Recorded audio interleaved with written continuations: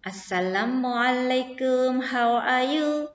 Halo anak-anakku semuanya, bagaimana kabarnya hari ini? Semoga kita semua dalam keadaan sehat dan bahagia. Luar biasa, hari ini kita bertemu lagi lewat pembelajaran daring.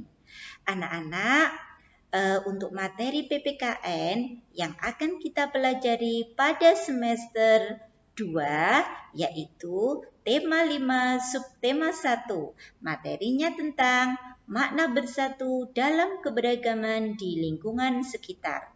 Mari kita ikuti dengan seksama dan penuh semangat. Anak-anak, Ustazah mengingatkan kembali bahwasanya negara Indonesia itu memiliki berbagai keragaman. Nah, keragaman itu bisa kita lihat dari lingkungan sekitar, dari tetangga kita, atau dari saudara terdekat kita. Apa saja ya macam-macam keragaman yang ada di Indonesia? Yang pertama, ada agama. Nah, di Indonesia itu ada 6 agama. Agama Islam, Hindu, Buddha, Kristen Protestan, Kristen Katolik, dan Konghucu. Kemudian yang kedua, suku bangsa. Suku bangsa misalnya ada suku Bugis, suku Jawa, Sunda, Batak, Dayak. Kemudian yang ketiga ada budaya. Budaya itu misalkan di Indonesia itu banyak juga ya. Ustazah tidak bisa menyebutkan salah satu. Contohnya ada rumah adat, pakaian adat, bahasa nasional atau daerah. Kemudian yang keempat ada kebiasaan. Kebiasaan itu misalkan kebiasaan ini juga sering kita lakukan. Mungkin kebiasaan baik-baik ya, bisa mengucapkan selamat, kemudian ucapan terima kasih, kemudian bisa juga dengan melakukan kebiasaan upacara adat. Dan yang terakhir keragamannya yaitu adat istiadat.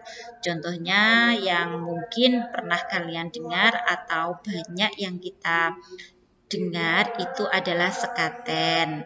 Sekaten ini adalah adat dari Jogja yang mana sekaten ini digunakan untuk memperingati Maulid Nabi. Nah, anak-anak, dengan adanya keberagaman itu kita harus menampilkan atau menunjukkan sikap toleransi. Sikap toleransi ini adalah sikap menghargai keberagaman. Dengan sikap toleransi, kita akan menerima keberagaman yang ada di lingkungan sekitar dengan baik.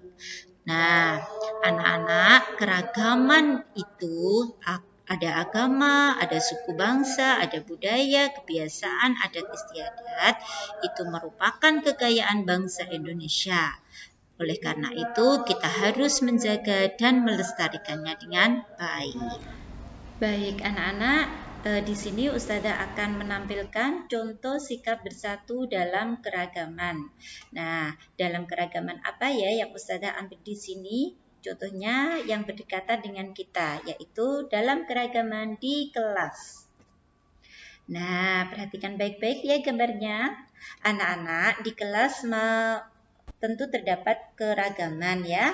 Nah, kita harus bersyukur kepada Tuhan atas keragaman yang merupakan kekayaan bangsa Indonesia.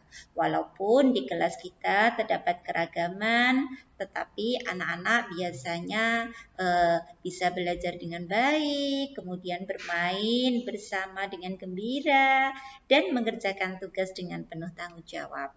Nah, sebagai contoh, kira-kira sikap bersatu dalam keragaman di kelas apa saja yang harus kalian terapkan. Yang pertama, bersikap toleransi. Kedua, tidak membedakan warna kulit. Yang ketiga, saling mengingatkan dalam beribadah. Selanjutnya yaitu kita akan mengetahui tentang cerita pengalaman gotong royong. Nah, ini hubungannya dengan apa, Nak? tradisi. Nah, gotong royong itu merupakan contoh sikap bersatu dalam keragaman. Indonesia mempunyai banyak keunikan, salah satunya adalah tradisi. Di Bali itu terdapat tradisi gotong royong yang dikenal dengan ngayah. Ngayah itu dilakukan dengan keperluan seperti acara keagamaan atau upacara adat. Kemudian ada lagi contoh tradisi gotong royong di suku Bugis dinamakan Makbule Bola. Nah, pada kegiatan ini dilakukan beramai-ramai mengangkat rumah panggung saat pindah rumah. Jadi digotong royong ya, dipikul bersama-sama. Nah, anak-anak, pernahkah kalian melakukan gotong royong? Mungkin semuanya pernah ya. Tidak hanya di lingkungan rumah, mungkin kalian juga pernah melakukan gotong royong di lingkungan sekolah. Kemudian di sini ada kegiatan membuat poster ajakan untuk menerapkan sikap bersatu. Nah, contohnya yaitu Ustazah akan tunjukkan dulu, sebelumnya kita pelajari manfaatnya dulu. Manfaatnya ketika kita bisa menerapkan sikap bersatu dalam kehidupan sehari-hari. Yang pertama, menjaga kerukunan dalam masyarakat. Kedua, masalah yang dihadapi akan cepat terselesaikan. 3. Menciptakan kehidupan masyarakat yang harmonis. 4. Menciptakan kehidupan yang tertib, aman, dan nyaman. Nah, ini dia contoh posternya. Jayalah Indonesia, jangan mau diadu domba. Berarti ini mengajak umat Islam, Hindu, Buddha, Konghucu, Kristen, Katolik, Protestan untuk menjaga persatuan.